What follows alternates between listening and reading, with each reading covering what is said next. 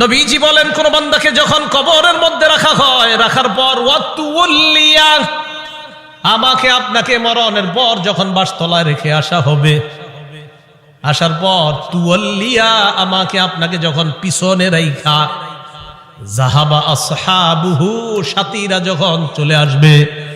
একবার কল্পনা আলেন, রাতের বেলা বিছানায় যখন বালিশে যখন মাথাটা লাগানোর পর কল্পনা করেন আমি মারা গেলাম, যাওয়ার পর বাসতলায় কোন কবরের মধ্যে আমাকে রেখে আমার আত্মীয় স্বজন চলে আসছে, ব্যাপারটা কেমন একটু চিন্তা করেন।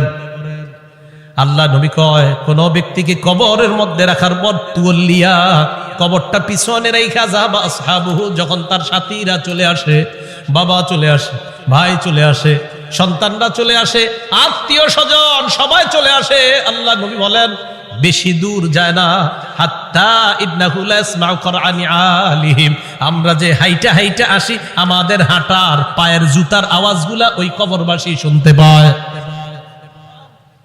শুনে কেন শুনে জানেন? ওই মুহূর্তে তার দেহের মধ্যে আত্মাটা আল্লাহ দিয়ে দেয়। কেন দেয়?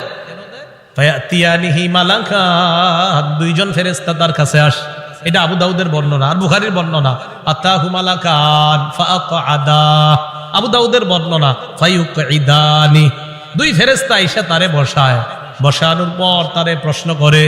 এর মধ্যে তিন প্রশ্নের মধ্যে একটা প্রশ্ন হলো আল্লাহ নবীর ব্যাপারে জানতে চায়, তাকে চিনুনি?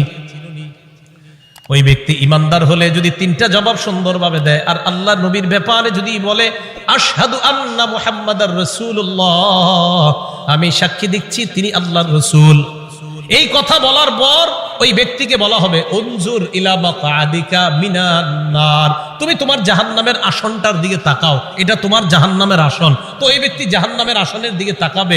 এরপর বলা হবে আবদালাকাল্লাহু মাকআদাম মিনাল জান্নাহ, জাহান্নামের আসনের পরিবর্তে আল্লাহ তোমাকে জান্নাতের আসন দান করছে।